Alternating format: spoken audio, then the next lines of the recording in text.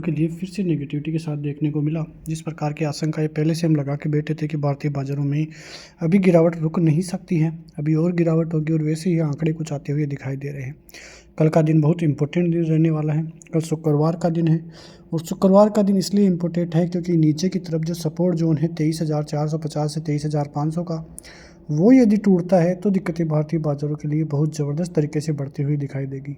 या तो हो सकता है कि भारतीय बाज़ार 500 का लेवल तोड़े 450 तक जाए और फिर से रिवर्सल लेके एक तरह से ट्रेप करे पुट वालों को, यानी कि कॉल राइटर्स को ट्रेप करे। उसके बाद रिवर्सल आए 600 के ऊपर जाए, 700 के ऊपर जाए और 800 के लगभग की क्लोजिंग यदि देखने को मिले कल के बाज़ार में, तो वो बाज़ार कल भारतीय बाज़ारों के लिए सबसे इम्पोर्टेंट बाज़ार रहेगा, सबसे अच्छा बाज़ार रहेगा। वरना यदि क्लोजिंग 500 के नीचे कल होती है तो भारतीय बाज़ारों की तरफ से बहुत बड़ी दिक्कतें आती हुई दिखाई देगी, जो भारतीय बाज़ारों को और भी ज़्यादा गहराइयों में धकेलती हुई दिखाई देगी।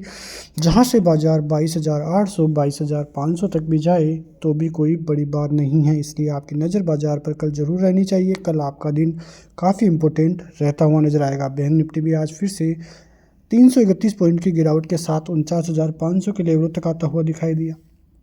बैंक निफ्टी का इम्पोर्टेंट जोन भी टूटा, जो कि लगभग 49,800 का था, वो जोन टूटता हुआ नजर आया। पहले भी हम बात कर चुके थे कि यदि 49,800 टूटता है तो वो भारतीय बाज़ारों के लिए काफ़ी नेगेटिव रहेगा, जो भारतीय बाज़ारों को और भी ज़्यादा नीचे लेकर जा सकता है। तो कुल मिला के देखें तो भारतीय बाज़ारों की तरफ से संकेत फिलहाल नेगेटिव ही देखने को मिल रहे हैं। सेंसेक्स में भी करीब 550 पॉइंट की गिरावट देखने को मिली। तो ऐसे साफ साफ दर्शाता हुआ नजर आ रहा है कि भारतीय बाज़ारों में अभी भी डर खत्म नहीं हुआ है। एफआईआईज़ की सेलिंग कम नहीं हुई है और जब तक एफआईआईज़ ऐसे ही माल बेचेंगे तब तक भारतीय बाज़ारों में ऐसे ही गिरावट आगे भी देखने को मिलेगी। तो कुल मिला के देखें तो भारतीय बाज़ारों के लिए काफ़ी नेगेटिव डे आज भी देखने को मिला है।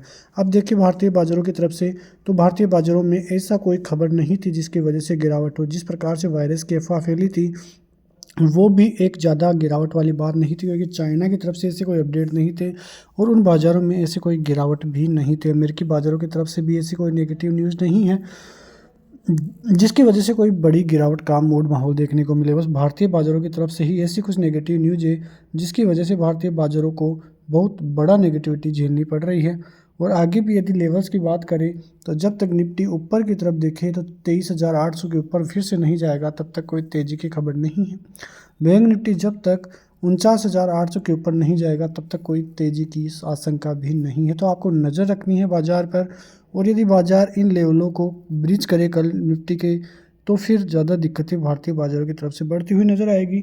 फिलहाल आप स्टॉक वाइज डेटा को ही देखें तो आपके लिए काफ़ी अच्छा होगा। बजट का सेशन भी अब जल्द ही जो है बजट प्री बजट रैलियाँ भी अब कई स्टॉक्स में आती हुई दिखाई देगी, तो उन पर भी आपकी नज़रें ज़रूर रहनी चाहिए। तो ऐसी खबरों के साथ मिलते हैं नेक्स्ट वीडियो में, तब तक के लिए नमस्कार। जय हिंद, जय भारत, वंदे मातरम।